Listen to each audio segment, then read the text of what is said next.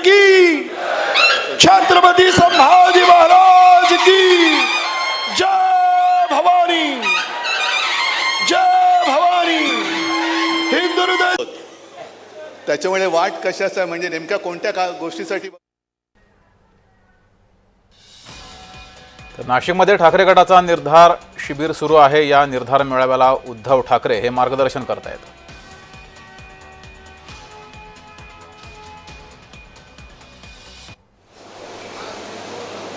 मी तर भाग्यवान आहे, मला मा आणि बाळासाहेबांसारखे आई वडील लाभले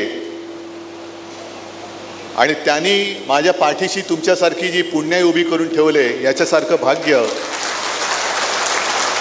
हे सत्तेपेक्षा कित्येक पटीने जास्त आहे. कारण सत्ता असली का सगळे तिकडे जातात, इथं जगराटी आहे.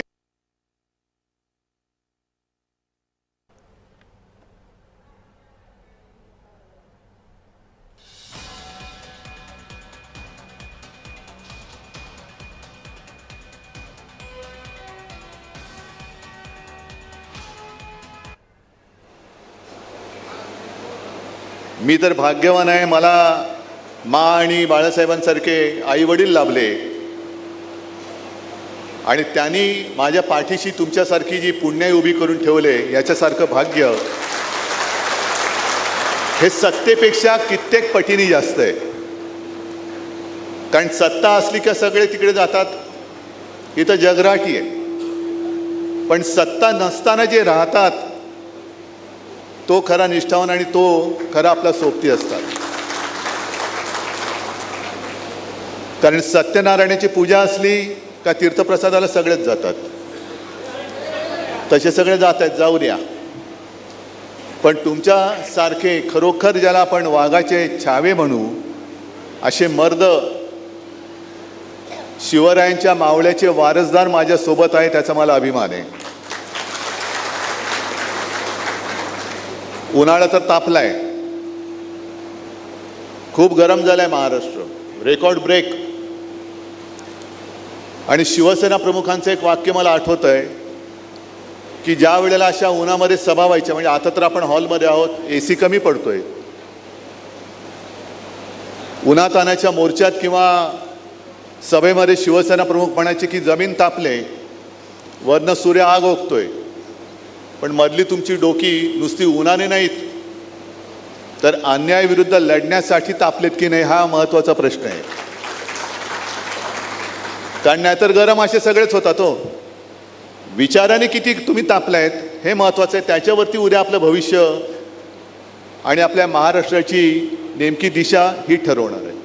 ही दिशा आपण ठरवणार, हे गद्दार नाही ठरू शकत.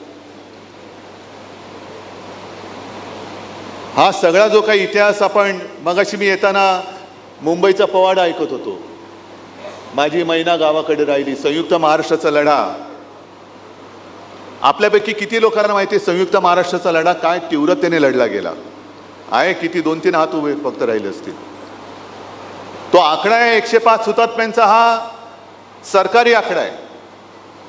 पण जसं आता संजय राऊत आपण उल्लेख केला तुलसी गबार्ड, तसंच त्यावेळेला एक परदेशी पत्रकार आले होते. मुंबई लुटली जाते, सगळं काही गुजरात गुजरात गुजरात, सगळ्या गुजरात्यांबद्दल माझा राहायचं आहे. पण खास करून जे 2 तिकडे बसलेत,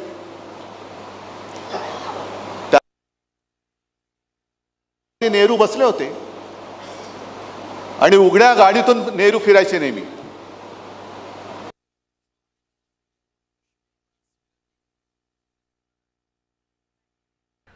तर नाशिकमध्ये ठाकरे गटाचा शिबिर सुरू आहे. या शिबिरामध्ये उद्धव ठाकरे मार्गदर्शन करतायत. बाळासाहेबांनी माझ्या मागे तुमच्यासारखी पुण्याई उभी केली आहे असं त्यांनी सुरुवातीला म्हटलंय. जो सोडून जातात त्यांना जाऊ द्या असंही उद्धव ठाकरे यांनी म्हटलंय. सोबतच दिशा आपण ठरवू, गद्दार ठरवणार नाहीत असंही ठाकरेंनी यावेळेस म्हटलंय. उद्धव ठाकरे या शिबिरामध्ये मार्गदर्शन करतात. यावेळेस त्यांनी सत्ता नसताना जे सोबत राहतात ते खरे निष्ठावान असं वक्तव्य केलंय.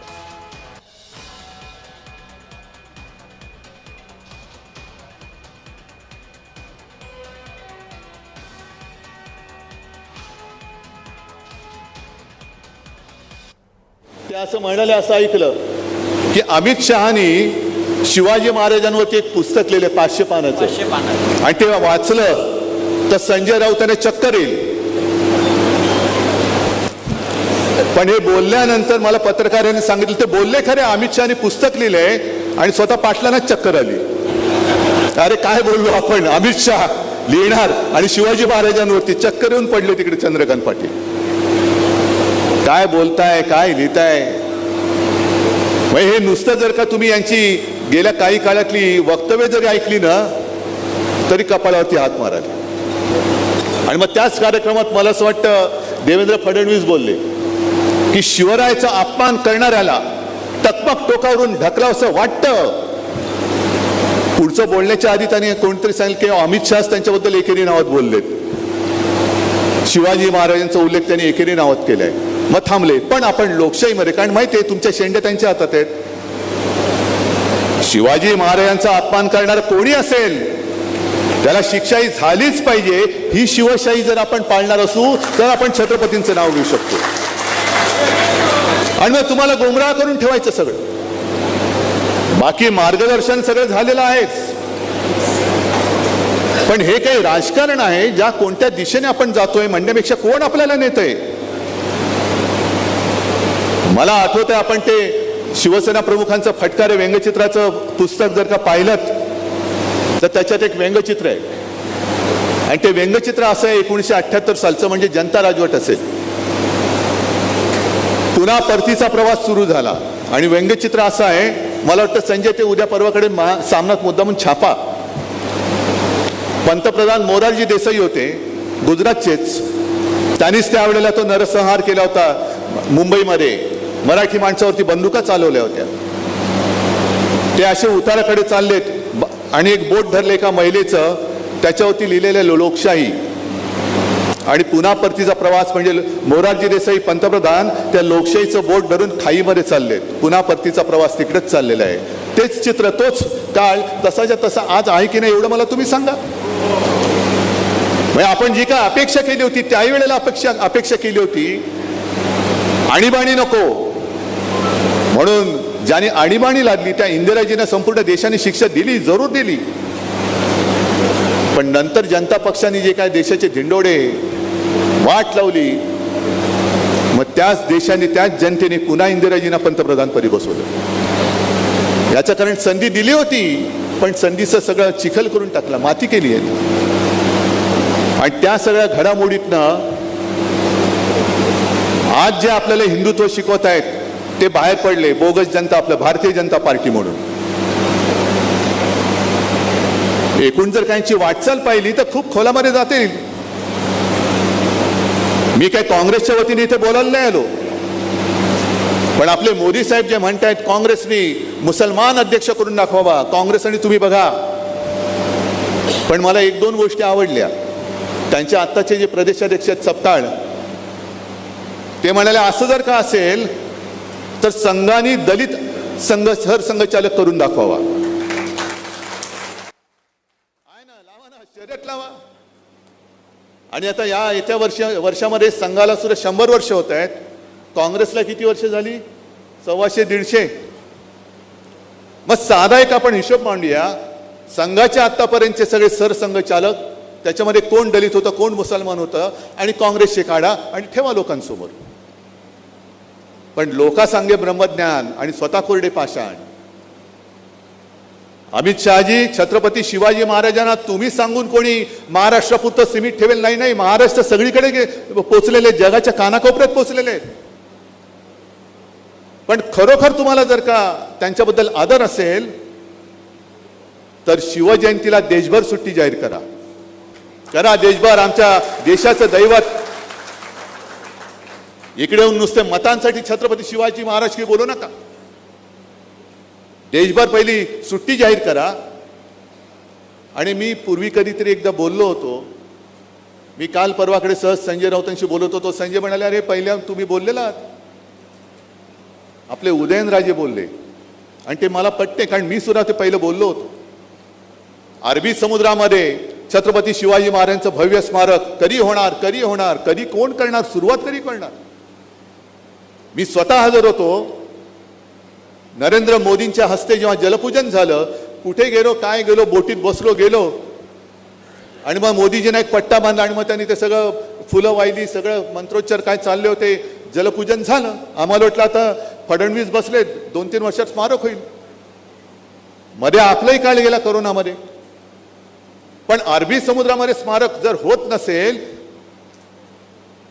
तर उदयनराजे बोलले ते बरोबर आहे की छत्रपती शिवाजी महाराजांपेक्षा राज्यपाल मोठे नाहीत, असूच शकत नाही. छत्रपती शिवाजी महाराजांच्या पेक्षा दुसरं कोणीच मोठा असू शकत नाही, होऊच शकत नाही. आणि राज्यपाल पद सुद्धा आता सर्वोच्च न्यायालयाने ताशेरे मारलेले आहेत तामिळनाडूच्या बाबतीत. आपल्या वेळेला सुद्धा कोश्यारी कसे वागत होते तुम्ही पाहिलेले आहात. काय ते राजभवन, काय त्यांचा थाट कशाला पाहिजे. राज्यपाल पदाचा अवमान जर त्या खुर्चीवर बसणारी व्यक्तीच करणार असेल तर तिचा मान सर्वोच्च न्यायालयाने काय ठेवायला पाहिजे ते दाखवून दिलेलं आहे की काय करायचं. 3 महिन्याच्या आत तुम्ही याच्यावरती निर्णय घ्यायला पाहिजे. मग राज्यपालांना कुठेतरी तुम्ही करा शिफ्ट आणि राजभवनच्या जागी छत्रपती शिवाजी महाराजांचा जाज्वल्य इतिहास सांगणार एक प्रचंड छान मोठं स्मारक तिकडे उभं करा. ही शिवसेनेची मागणी आहे. करा उभं, येऊ द्या लोकांना तिकडे. एक तर तसंही राज्यपालांचा काही जनतेशी संबंध असतो किंवा नसतो. द्या त्यांना मंत्र्यांकडे, एकेका मंत्र्याकडे 2-2, 3-3 बंगलेत घ्या काढून एखादा, द्या ना राज्यपालांना. कारण आता अशी जागा मुंबईमध्ये दुसरी कुठली राहिलेली नाहीये आणि तिकडे छत्रपती शिवाजी महाराजांचं भव्य स्मारक कराना. अभिमान वाटला पाहिजे जगाला आणि देशाला की अरे यांच्या दैवताचं यांनी न भूतो न भविष्यती असं स्मारक उभं करून दाखवलं. द्या, आम्ही आमचा पाठिंबा आहे तुम्हाला. पण या नाही गोष्टी करणार. नुसतं मग करायचं काय, लावालाव्या करायच्या. आज सुद्धा नाशिकमध्ये मी आलेलो आहे. तसं पाहिलं तर एकूण गेल्या वर्षभरात पाहिलं म्हणजे 2024-23 जानेवारी ते आज मी मला वाटतं 4थ्यांदा आलेलो आहे. 3 वेळा आपल्या गोल्फ मैदानामध्ये अनंत कानेरे मैदानात आलो होतो. प्रचंड सभा झाल्या.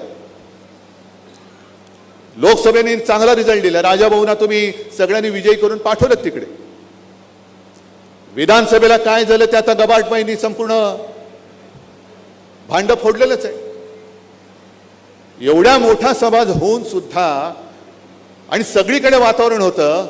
अगदी त्या काळामध्ये मी ते व्हिडिओ टाकले ना, बॅग माझ्या तपासणी करणारे, ते तपासणी करणारे अधिकारी सांगत होते साहेब माफ करा पण यावेळेला आमचं म्हणजे आता काय ड्युटी म्हणून काय म्हणजे काय कसं काय. म्हटलं काय बघायचं ते बघा हो. नाही पण साहेब यावेळेला तुम्हीच येणार, हे ते माझी बॅग तपासणारे अधिकारी सांगत होते.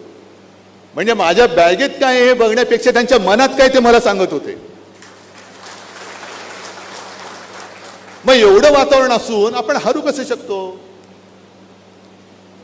मग मगाशी जो काय मी उल्लेख केला, आता मला जे काय सगळे सांगतायत की शिवसेनेने आता रस्त्यावरती उतरलं पाहिजे, उतरू ना.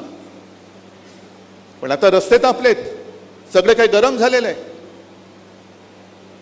आणि नाशिकमध्ये सुद्धा काय यांनी दिवे लावले म्हणजे साधी गोष्ट आहे की कोणी एकेकाळी आत्ताचे मुख्यमंत्री तत्कालीन सुद्धा होते. म्हणजे माझ्या आधी देवेंद्र फडणवीस मुख्यमंत्री होते, तेव्हा देवेंद्र फडणवीसांनी नाशिक दत्तक घेतलं होतं. मग दत्तक घेतलं ज्या वेळेला मुख्यमंत्र्यांनी नाशिक दत्तक घेतलं होतं ते नाशिक पालकमंत्र्याविना आज बेवारस का पडलेलं आहे. का त्याला पालकमंत्री नेमत नाही आहेत तुम्ही. एवढं नाशिकबद्दल तुमचं प्रेम उतू जात होतं की नाशिक आम्ही दत्तक घेतो. काय दत्तक बाळाचे काय तुम्ही लाड केले तुम्ही नाशिककरांनी मला सांगा जरा. 2014 साली जेव्हा आपण मोदीजींना पाठिंबा दिला होता, 19 साली पण दिला, पण 14 साली त्यांनी ज्या काही सगळ्या गोष्टी सांगितल्या होत्या की देशामध्ये 100 स्मार्ट सिटी करणार. ऐकताय का, विसरलं तुम्ही. माहिती आहे किती जणांना खरंच माहिती हो की 100 स्मार्ट सिटी देशामध्ये उभे करणार होते.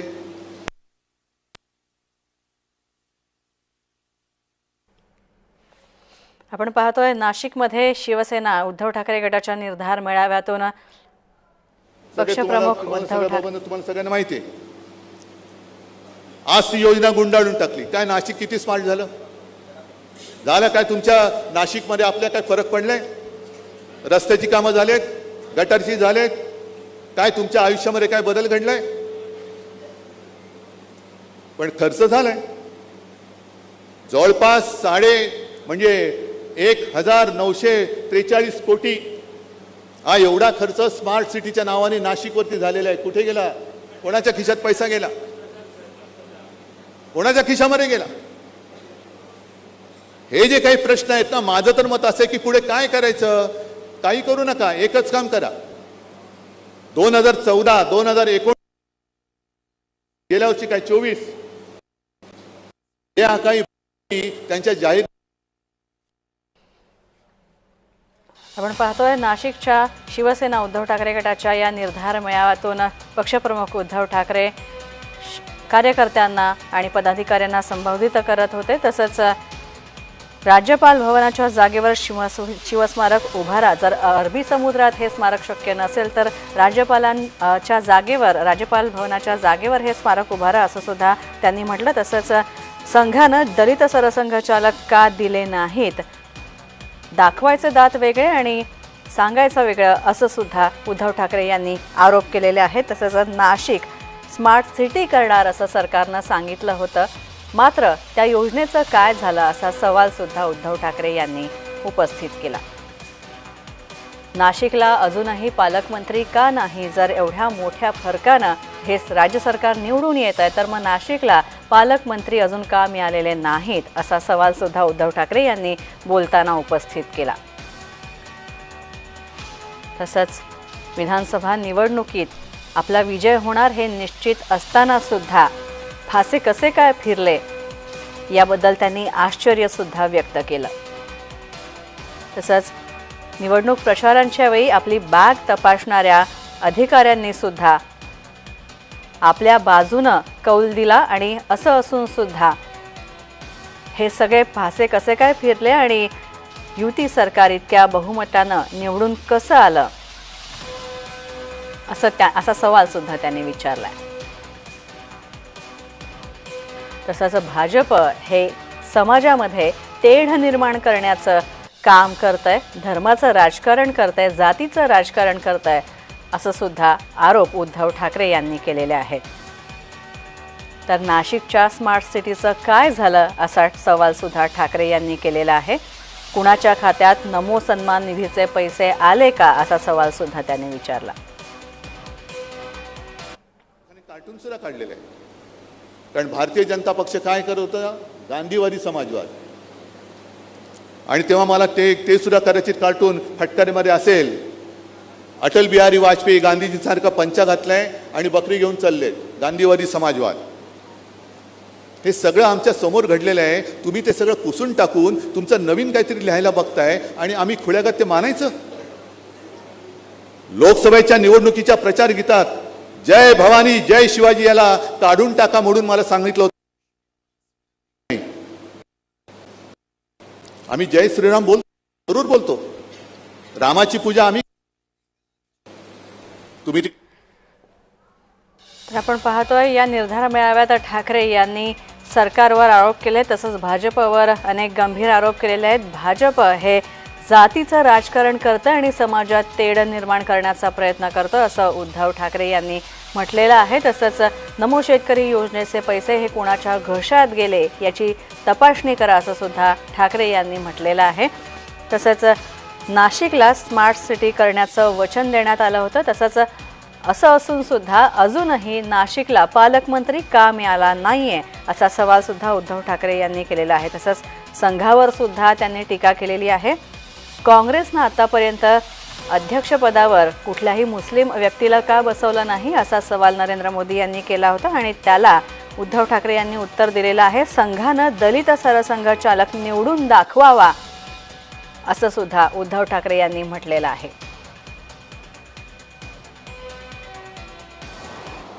जर रणांगणात उडी मारायची असेल तर काय मुळामध्ये शिवसेनेचं तुम्ही काम करताय या काळात सुद्धा म्हणजे हार जीत हा एक विषय झाला.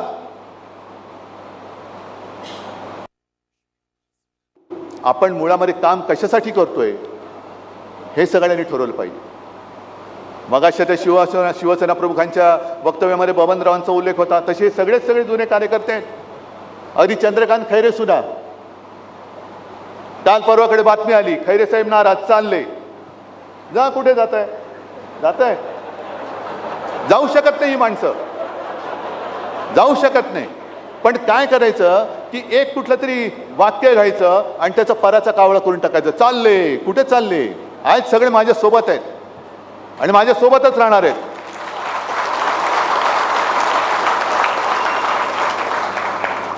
कारण मुळामध्ये मी सांगतो तेच परत सांगतो तुम्हाला.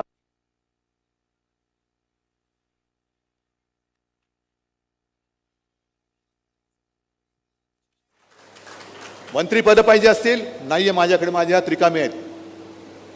आमदारक्या खासदारक्या उमेदवारी देऊ शकेन, पण काम आपण काय करतोय? जसं राजाभाऊ झाले ना खासदार, कोणी तुम्हीच मेहनत घेतली. पण मला काही पाहिजे हे जर का कोणाच्या मनात असेल तर त्याच्यासाठी माझ्याकडे काही नाही. पण आपण मिळून माझा महाराष्ट्र जपणार असू तर माझ्यासोबत या, माझ्याकडे खूप काही आहे, खूप काहीतरी. म्हणजे साधी गोष्ट आहे की मरे मी बघितलं, आता मला वाटतं सकाळपासून आजपर्यंत बरेच मार्गदर्शन झाले. एक फक्त मुद्दामून मी त्याचा फोटो काढून आणलाय की आपली तयारी कशी पाहिजे. मला वाटतं विनायकजी तुम्ही सगळे याचं मार्गदर्शन केलं ना, बूथ मॅनेजमेंट. ही माझ्याकडे भारतीय जनता पार्टी महाराष्ट्र बूथ समिती गठन तपशील हे मुंबईचं आहे. आपली सुद्धा लोक असतात तो इकडे तिकडे, असं काय नाही की त्यांचीच लोक आपल्याकडे असतात. त्यांच्यात पण काय चाललंय मला रोज कळत असतं. तर त्यांनी कसं केलं, मांडणी कशी केली मुद्दामून सांगतो. त्यांनी आता ह्याच्याकडे माझ्याकडे सगळं विभाग वगैरे आहे, ते मी सांगणार नाही, नाही तर कोणी पाठवलं ते कळू शकेल. पण हे मुंबईचं आहे.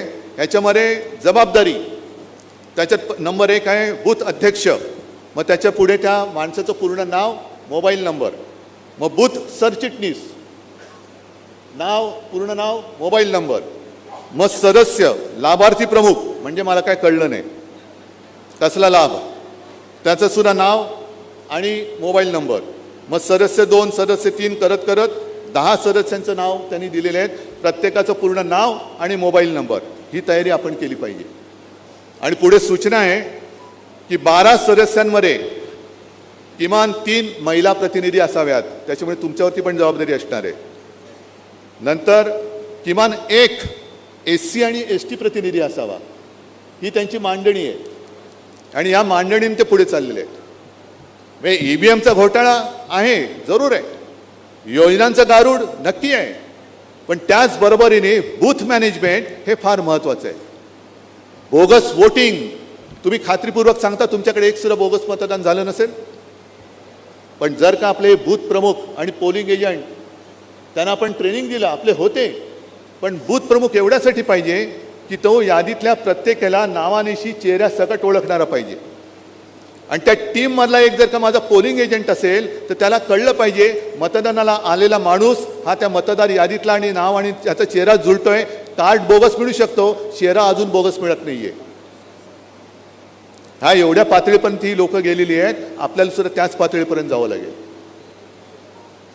आणि पुढे काय करायचं मी तुम्हाला सांगितलेलं आहे. प्रत्येक वेळेला आंदोलन केलं पाहिजे, आंदोलन केलंच पाहिजे. पण इतर वेळेला जिथे जिथे आपण जातो, म्हणजे मला हे एका काँग्रेसवाल्यांनी सांगितलं निवडणुकीनंतर, घरी आले होते, मला म्हणाले साहेब काय झालं आपलं विधानसभेला, आपल्या 3 पक्षामध्ये जी काही खेचाखेची चालू राहिली होती त्याच्यामुळे जरा लोक पण संभ्रमात होती. आणि या सगळ्या गदारोळामध्ये आपल्या सरकारने केलेलं काम हे आपणच मारून टाकलं. कळलं तुम्हाला? मग आपण आपल्या कामाबद्दल किती बोललो, आपण सरकार यशस्वीपणाने चालून दाखवलं होतं. 2.5 वर्ष पूर्ण जगामध्ये करोनासारखं संकट असताना सुद्धा तुमच्या सगळ्यांच्या साथीने सोबतीने आपण महाराष्ट्र सांभाळून दाखवला होता. कर्जमुक्ती ही मी करून दाखवली होती. 10 रुपयात शिवभोजन हे मी देऊन दाखवलं होतं.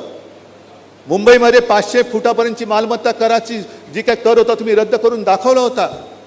छत्रपती संभाजीनगरमध्ये गुंठेवारी रद्द करून दाखवली होती. अनेक गोष्टी मी करून दाखवल्या होत्या, मी म्हणजे आपल्या सरकारने. पण आपण काय राहिलं, तुम्ही किती देताय 2100, आम्ही 3000, तुम्ही किती देताय एवढे, आम्ही तेवढे, ह्याच्यात नुसतं आपल्या चढाओढीमध्ये राहिलं. आणि आपण केलेलं काम म्हणजे लोकांना, या लोकांनी जे काही भ्रमिष्ट करून ठेवलं होतं तो भ्रम आपण पुसून टाकू शकलो नाही. आता ती वेळ आहे. नाशिकमध्ये मगाशी कोण सांगत होतं, वसंतराव तुम्ही सांगत होते की कोण तुम्ही आला तर सुनील वगैरे, की पहिला नगराध्यक्ष आपले होते, हो ना? तुम्ही मगाशी बोललात गुप्ते. म्हणजे किती वर्षापासून आत्तापर्यंत नाशिकशी आपला संबंध आहे. पण एवढ्या वर्षात आपण नाशिकसाठी जे जे काही केलं आहे ते केवळ नाशिक शहर नाही तर संपूर्ण नाशिक जिल्ह्यात हे आपण सांगितलं नाही तर मग काम करतोय कशासाठी? त्याच्यामुळे हेही महत्त्वाचं आहे की प्रत्येक ठिकाणी जिथे जाऊ तिथे शिवसेनेने काय काय केलेलं आहे. कारण मुळामध्ये आपली जी काय ओळख आहे, मी मागे जाहीर सभेत बोललो होतो की शिवसेनेने एक विश्वविक्रम केलेला आहे.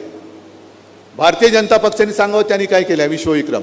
हे बोगस सदस्य नोंदणी सोडा, पण ज्या वेळेला संयुक्त महाराष्ट्राला 50 वर्ष झाली त्या वर्षामध्ये शिवसेनेने रक्तदानाचा जागतिक विश्वविक्रम केलेला आहे. कदाचित भाजपवाले येतील, आम्ही पण केला विश्वविक्रम. कसला? गोमूत्र वाटपाचा. हे असं थोतांड आपल्याकडे करायची गरज नाही. त्याच्यामुळे बोलण्यासारखं खूप आहे, पण विशेषतः त्यांनी जो एक अपप्रचार केला, फेक नरेटिव्ह की शिवसेनेने हिंदुत्व सोडलं, उद्धव ठाकरेंनी हिंदुत्व सोडलं. अरे मुस्लिम समाज आमच्या सोबत आला का आला? कारण करोनामध्ये मी कधी जातीय भेदभाव केला नाही आणि मुख्यमंत्री असताना सुद्धा मी मुख्यमंत्री पदाच्या त्या इब्रतीला किंवा शान जी होती तिला डाग लागू दिला नव्हता. सगळ्यांना समानतेने मी वागवलं होतं. आज जे काय भारतीय जनता पक्ष करतंय हे तुम्ही सांगा मला की कोणी हिंदुत्व सोडलं? मी सोडलं का भाजपने सोडलं? आपण वक्फ बोर्डच्या सुधारणा विधेयकाला विरोध जरूर केला. का केला? कारण एक तर त्या वक्फ बिलाचा आणि आपल्या हिंदूंचा काडीचाही संबंध नाही. आणि संपूर्ण 2 दिवसातली त्यांची संसदेतली भाषणं जर का तुम्ही ऐकली, मला असं वाटतं तोही एक कार्यक्रम करा की नुसती त्या ठरावाच्या वेळेला अमित शहापासून सगळ्यांनी केलेली भाषणं फक्त सगळ्यांना ऐकवा. अगदी अमित शहा बसले होते, राजनाथ सिंग बसले होते, किरण रिजिजू बसले होते, पियुष गोयल बसले होते आणि त्यांच्या समोर त्या नितीश कुमारचं ते कोण ललन सिंग आणि तेलुगू देशमचे जोरदार सांगत होते आम्ही मुसलमानांच्या हिताचं रक्षण, काय ते जनता कोणता त्यांचा पक्ष जदयू करेल, TDP करेल. आणि हे नेभळाटासारखे लाचारीने खाली मान घालून हसत होते. कारण तुमची तिकडे सत्ता टिकवायला तुम्ही जो काही सत्ता जिहाद केला, कडवट हिंदुत्ववादी शिवसेनेला तुम्ही दूर केलं आणि मशिदीत जाणारे चंद्रबाबूंना तुम्ही सोबत घेतलं आणि आम्हाला सांगता आम्ही हिंदुत्व सोडलं. आजपर्यंत कधी कोणत्याही पक्षाने, भारतीय जनता पक्षाने, मला नाही ते एकदा सांगा तरी तुमचं हिंदुत्व आहे तरी काय? कारण शिवसेना प्रमुखांनी जे काय आम्हाला हिंदुत्व शिकवलेलं आहे ते हिंदू मुस्लिम म्हणून नाही, आमचं हिंदुत्व हे राष्ट्रीयत्व आहे. जो या देशासाठी मरायला तयार आहे आणि जो हा देशाला आपली मातृभूमी मानतो, माझा देश मानतो, तो जातीपाती धर्माने कोणी असला तरी आमचा आहे, ही शिकवण शिवसेना प्रमुखांनी आम्हाला दिलेली आहे. मग हे काय करतायत? जसं काल रात्री म्हणजे शिवसेनेचा कार्यक्रम होऊ नये म्हणून काल रात्री तुम्हाला मुहूर्त मिळाला. हिंदू मुसलमानांनुसार लढवायचं म्हणजे हिंदूंना पेटवायचं, मार मुसलमानांना दगड, मुसलमानांना पेटवायचं, मार हिंदूंवरती दगड, आणि त्या दोन्ही दगडावरती पाय ठेवून तुम्ही सत्ता भोगायची. मरतात कोण? गरीब हिंदू आणि गरीब मुस्लिम मरतायत. आणि आजही मी सांगतो की आम्ही राष्ट्राभिमानी आहोत. जे शिवसेना प्रमुखांनी आम्हाला शिकवलं की प्रत्येकाने आपला धर्म आपल्या घरात ठेवावा, घराच्या बाहेर पडल्यानंतर देश हाच माझा धर्म असला पाहिजे. पण त्यावेळेला जर का कोणी त्याच्या धर्माची मस्ती करून आमच्या समोर उभा राहिला तर त्याच्यासमोर मी कडवट राष्ट्राभिमानी हिंदू म्हणून मी समोर उभा राहिल्याशिवाय राहणार नाही. ही शिकवण आहे. मग एक राजकीय पक्ष भारतीय जनता पक्ष झाली, परवाकडे हनुमान जयंती झाली, त्याच्या आधी रामनवमी झाली, किती हिंदूंच्या घराघरामध्ये भेटी. आणि भाजपच्या म्हणजे त्यांच्याकडे पैसा बक्कळ आहे, स्वतःच्या पैशातून म्हणजे भाजपनी जो काय ओरबाडलाय पैसा त्या पैशातून संपूर्ण मुस्लिमांच्या घरामध्ये सौगात वाटतायत. म्हणजे हिंदूंना दिली घंटा, यांना देत आहे सौगात, आनंद आहे. पण हे कधी ते मुस्लिम आम्ही केलेल्या कामामुळे माझ्यासोबत आले म्हणून तुम्हाला आता हे सगळं सुचतंय. त्याच्या आधी काय करत होता? बटेंगे तो कटेंगे. म्हणजे महाराष्ट्रामधल्या निवडणुकीत बटेंगे तो कटेंगे आणि बिहारच्या निवडणुकीत बाटेंगे और जितेंगे. म्हणजे भेटी वाटणार आणि मतं जिंकणार. हे आता ह्याच्यापासून हिंदू काय मुस्लिम काय सगळ्या धर्मियांनी हे सावध राहिले पाहिजे, कारण हे कोणाचेच नाही आहेत, हे कोणाचेच नाही आहेत. हे वापरा आणि फेका. आणि आज येताना मुद्दामून आठवले म्हणून सांगतो, कारण तुम्ही सगळेजण भगवे सगळे शिवपट्टे घालून आलेले आहात. मी बघितलं सगळे भगवे लागलेत, पण त्या भगव्यावरती मशाली आहेत. मशाली वेगळ्या ठेवा, पण आपला भगवा हा भगवाच असला पाहिजे, भगवा भगवाच पाहिजे. पण हाच डाव भाजपचा आहे, जो एक आपल्या शिवछत्रपतींचा पवित्र भगवा आहे, त्या भगव्यामध्ये भेद करायचा. हा तुझा भगवा वेगळा, माझा भगवा वेगळा, ह्याचा भगवा वेगळा नाही. आमचा भगवा एकच, छत्रपती शिवाजी महाराजांनी आमच्या हातात दिला हिंदुत्वाचा पवित्र भगवा, तोच आमचा भगवा आहे. तीच आमची ओळख आहे. मशाल आमच्या मनात आहे, मशाल निवडणूक चिन्ह आहे, पण भगवा ही आमची ओळख आहे. भगवा ही आमची ओळख आहे. आणि आम्ही हिंदू कसे आहोत? आम्ही मराठी पण आहोत. महाराष्ट्रामध्ये आम्ही मराठी आहोत आणि देशामध्ये आम्ही हिंदू आहोत. हे माझं वाक्य नाही, शिवसेना प्रमुखांचं वाक्य आहे. त्याच्यामुळे आपलं जे एक कर्तव्य आहे, हिंदुत्व जपणारा आपला महाराष्ट्र धर्म आहे.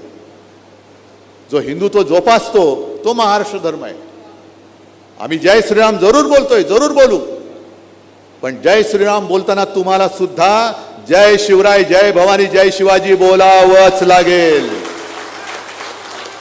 जय हिंद, जय महाराष्ट्र बोलावंच लागेल. तुमची वेडी वाकडी संस्कृती आमच्यावरती आम्ही लादू देणार नाही, अजिबात देणार नाही. जसं आम्ही, अरे तुम्ही आम्हाला रामाचं कौतुक काय सांगताय? जय जय रघुवीर समर्थ सांगणार आमच्या रामदास स्वामींनी कधीच ते आम्हाला शिकून गेलेले आहेत. हे तुम्ही आत्ता दिवटे उपटलेले आहात, आत्ता तुम्हाला प्रभू रामचंद्र दिसायला लागलेले आहे. आणि माझ्यावरती जर का अजून कोणी बोललेलं नाहीये, पण जर वक्फ बोर्डाला केलेल्या विरोधावरनं कोण बोलणार असेल, तर मी एक मुद्दामून बातमीच घेऊन आलेलो आहे, जी तुमच्यापर्यंत किती लोकांना माहिती असेल मला कल्पना नाही. तुम्हाला माहिती आहे वक्फ बोर्डाला कोणी कोणी पाठिंबा दिला, वक्फ बोर्डाच्या विधेयकाला, आणि कोणी विरोध केला माहिती आहे? जसा शिवसेनेने विरोध केला त्यांच्या थोटांडाला, कारण सगळी जमीन बळकायची आहे आणि ती त्यांच्या मित्राच्या खिशात घालायची. सगळी जमीन, मोक्याच्या जागा ज्या आहेत त्या सगळ्या जमिनी ह्या त्यांच्या मित्राच्या खिशात घालायचे. मुंबई अर्धी घातलीच आहे अदानीच्या खिशात. पण त्याच्यासाठी ते तुम्हाला सगळं संभ्रम करण्यासाठी एक अमित शहा बोलून गेले. नाही, कोण बोललं? रिजिजू बोलले. नाही, रिजिजू बोलले की जर का मोदी नसते तर संसदेची जागा सुद्धा वक्फ बोर्डाने मागितली होती.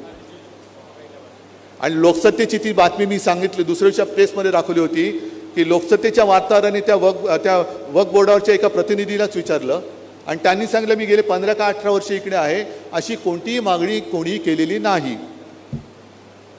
बरं, ते ठीक आहे, पण वक्फ बोर्डाच्या विधेयकाला विरोध करणाऱ्यांमध्ये कोण कोण होते? शिवसेना होतीच, कारण आम्ही करतो ते पाठीमागणं नाही वार करत, जे करायचं ते उघड करतो आणि आमच्या मनात कधी पाप नसतं. आणि आमचं हिंदुत्व एवढं तकलादू नाहीये की एखादी गोष्ट केली किंवा केली नाही म्हणून आम्ही लगेच भ्रष्ट झालो. हे असं होताना आम्हाला कधी शिकवलेलं नाहीये. जे पूर्वी काय होतं ना, स्पृश्य अस्पृश्य किंवा कोणाची सावली पडली तर बाटला, हे एवढं थोतांड, हे असं हिंदुत्व आमचं हिंदुत्व नाहीये. पण जसं शिवसेनेने त्या विधेयकाला विरोध केला, तसाच तामिळनाडमधल्या अण्णा द्रमुकने विरोध केलेला आहे. माहिती आहे तुम्हाला? अण्णा द्रमुकने विरोध केला. आणि अण्णा द्रमुकने विरोध केला त्याच्या 2-3 वर्ष आधी भारतीय जनता पक्ष आणि अण्णा द्रमुकची युती जी होती ती तुटलेली होती.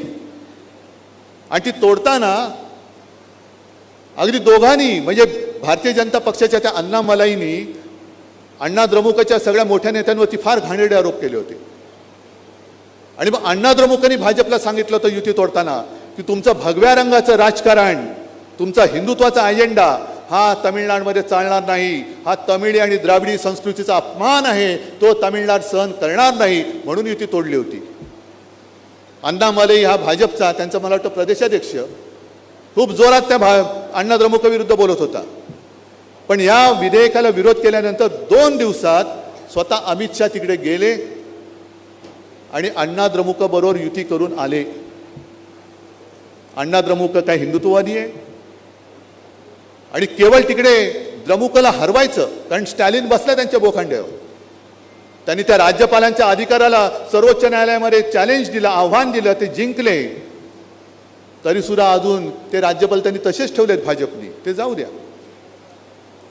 पण निवडणूक जिंकण्यासाठी अण्णा द्रमुकांनी ज्यांनी वक्फच्या विधेयकाला विरोध केला, हिंदुत्वाला विरोध केला, भगव्या राजकारणाला विरोध केला, भगव्या रंगाच्या राजकारणाला विरोध केला, त्यांच्याबरोबर बाजूला बसून सत्तेची मलई खाण्यासाठी त्यांच्या विरुद्ध लढणाऱ्या अण्णा मलईचा त्यांनी बकरा केला.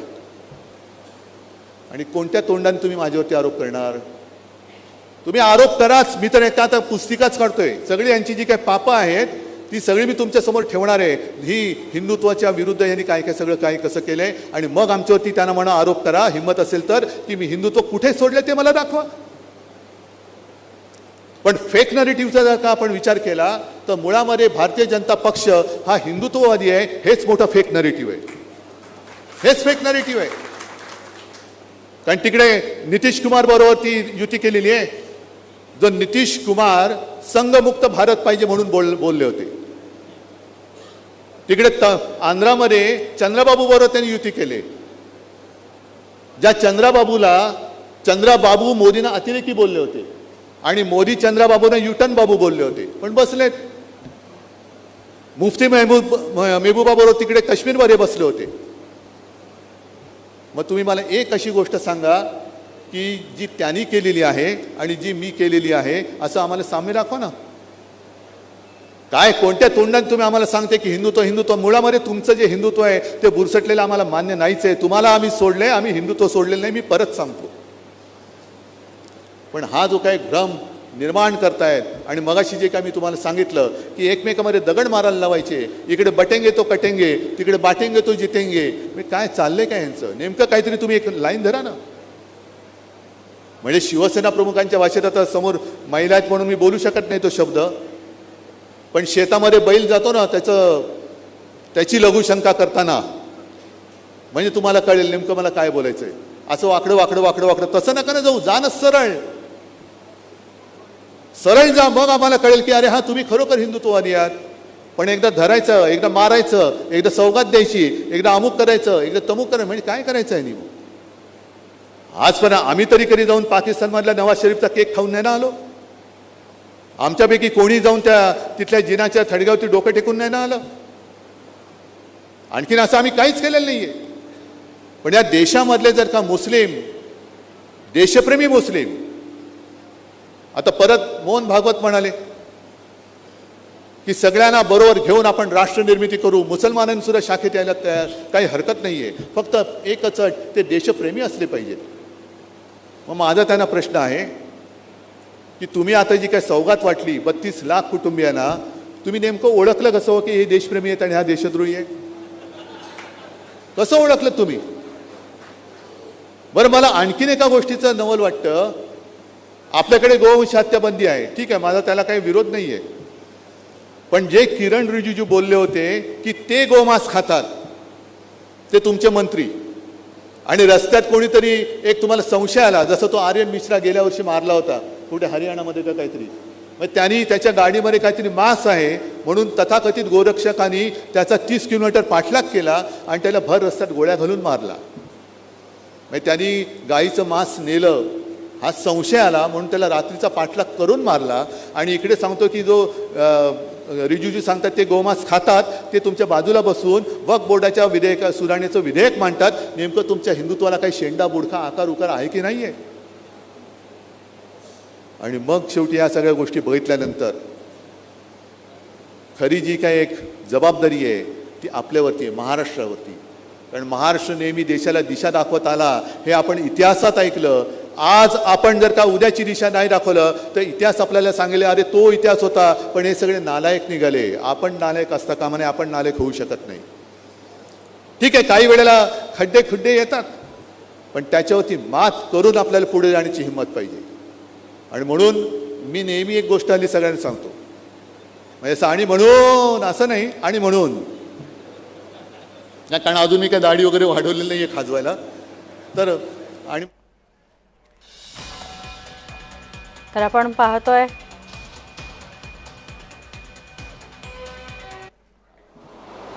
त्यांनी गाईचं मांस नेलं, हा संशय आला म्हणून त्याला रात्रीचा पाठलाग करून मारला. आणि इकडे सांगतो की जो रिजिजू सांगतात ते गोमांस खातात, ते तुमच्या बाजूला बसून वक्फ बोर्डाच्या सुधारणेचं विधेयक मांडतात. नेमकं तुमच्या हिंदुत्वाला काही शेंडा बुडखा आकार उकार आहे की नाही आहे?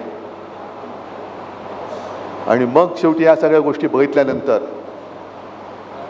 खरी जी काय एक जबाबदारी आहे ती आपल्यावरती आहे, महाराष्ट्रावरती. त्यांच्यावरती जागा नाहीत म्हणून, पण यांच्यापेक्षा जास्त संख्येने आणि मताने आपली जनता, कारण मला माझ्या महाराष्ट्रातल्या मायबाप जनतेवरती पूर्ण विश्वास आहे.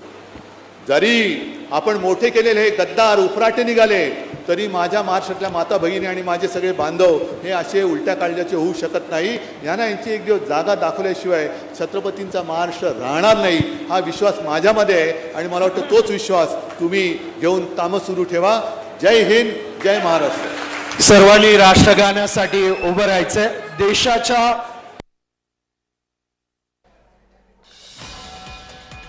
आपण पाहतोय नाशिकच्या शिवसेनेच्या निर्धार मेळाव्यात उद्धव ठाकरे यांनी हिंदुत्वाबाबत अतिशय आक्रमक भूमिका घेतलेली आहे. तसंच भाजपवर निशाणा साधलेला आहे. मुस्लिम समाज आपल्यासोबत आहोत, कारण आपण कोरोना काळात मुस्लिम धर्मियांना समान वागणूक दिली होती आणि सगळ्यांची सेवा आपण मुख्यमंत्री म्हणून केली होती, असं उद्धव ठाकरे यांनी म्हटलेलं आहे. तसंच आपण मेलो तरी चालेल, पण आपण हिंदुत्व सोडणार नाही. आपलं हिंदुत्व हे भगवं आहे आणि बाळासाहेब ठाकरे यांची हीच शिकवण समस्त शिवसैनिकांना आहे आणि त्याचंच आपण पालन आजीवन करत राहू, असं उद्धव ठाकरे यांनी म्हटलेलं आहे. तसंच बराचा कावळा करणं ही भाजपची खासियत आहे आणि त्याची ती सवय आहे, असं सुद्धा त्यांनी म्हटलंय.